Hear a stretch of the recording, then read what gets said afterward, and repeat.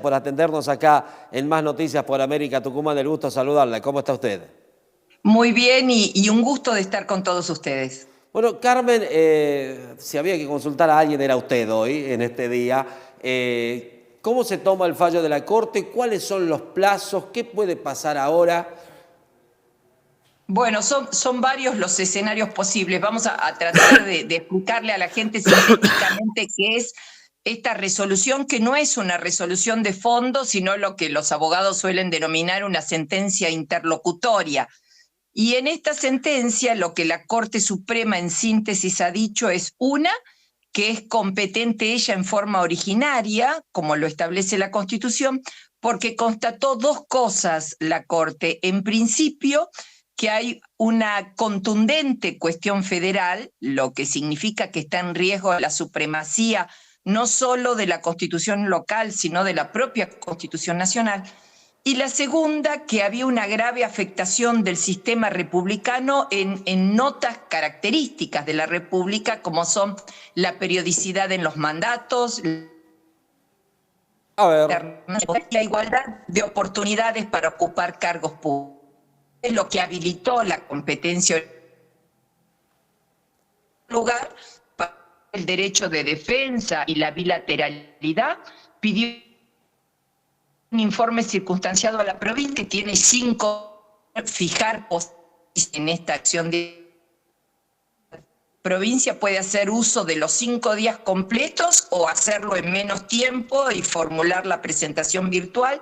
Y una vez que haya contestado Fiscalía de Estado, la Corte va a disponer el llamamiento de autos para sentencia y ya se pasa para el dictado de la sentencia de fondo o definitiva en esta cuestión. Y Carmen, el tercer... Sí, perdón que le interrumpa. no, por favor. Una vez que la provincia responda dentro de estos 5 días o no, ¿tiene la Corte un plazo para una resolución o no?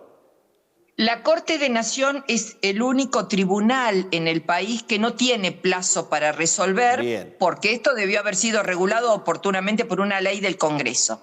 El Congreso nunca hizo uso de esa facultad, es decir, en ninguno de los códigos procesales, ni en ninguna legislación, ni en el Reglamento para la Justicia Nacional hay un plazo.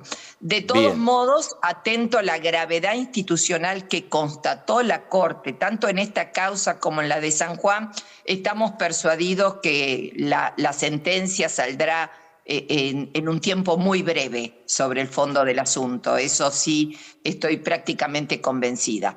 Y el tercer aspecto es que hizo lugar a una medida cautelar, para lo cual reconoció la verosimilitud del derecho que invocaba el denunciante, y simultáneamente la Corte se preocupó de que no se vieran frustrados los derechos de quienes accionaban hasta que hubiera un dictado de una sentencia de fondo. Entonces suspendió la elección para la fórmula del Ejecutivo, es decir, de gobernador y vicegobernador, hasta que se dictara la sentencia definitiva en la causa. Carmen, parece que en San Juan se va a votar los restantes cargos. ¿Acá en Tucumán se podría haber votado los restantes cargos electorales o no? Bueno, acá la Junta Electoral resolvió la suspensión del cronograma electoral. Yo creo que fue una cuestión, una medida previsora, porque nosotros tenemos un sistema de elección muy particular, que es el acople, Claro. que si la gente recuerda son esos acuerdos que hacen los partidos, frentes o alianzas para que distintas listas apoyen una misma fórmula de ejecutivo, sea provincial, sea un ejecutivo municipal. De tal manera que eso hacía muy difícil llevar adelante un acto eleccionario, sobre todo porque no había ni siquiera tiempo para readecuar las boletas para el comicio. Y porque Tucumán también tiene una disposición que dice que las elecciones deberán celebrarse en un solo día sin que exista ningún hecho que justifique su suspensión. Un juego armónico de todas estas normas hizo que realmente una cuestión de previsión se suspendiera todo. Era muy difícil con lo del acople poder desdoblar las elecciones, a lo sumo si hubieran podido hacer las municipales y las comunales, porque los delegados comunales no tienen el régimen Claro. del acople por una resolución de la Junta, pero imagínense en lo que hubiera significado con estas boletas hacer el escrutinio, iba a haber una lluvia de impugnaciones y de nulidades, las autoridades de mesa no habían tenido cursos de formación para prever esta situación y los votantes tampoco tiempo para saber si tenían que cortar, cuál parte del voto había que cortar porque no iba para las elecciones. Así que creo que fue una medida atinada suspender el cronograma electoral. Bien, Carmen, usted conoce los tiempos legales mucho mejor que nosotros. ¿Se estima que en Tucumán cuándo se podría votar? Todo va a depender de que el fallo de la Corte o de otra alternativa, que es la de que Mansur renuncie a integrar la fórmula, con lo que el pleito en la Corte se volvería abstracto.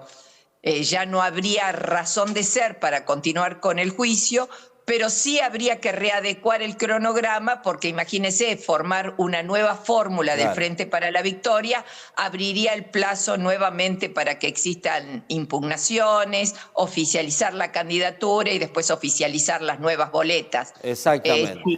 Si él renunciara ahora, me imagino que a fines de junio o menos ya podrían estar votándose de nuevo. Bueno, Carmen, muchas gracias por su tiempo, siempre muy amable, lo cual agradecemos. No, al contrario, el gusto ha sido mío. Muy bien. Hasta luego. La doctora Carmen Fontán, reconocida constitucionalista acá de nuestra provincia, claramente explicó la situación generada por esta suspensión de las elecciones a raíz de un fallo de la Corte motivado por una presentación del Partido de la Justicia Social de Germán Alfaro.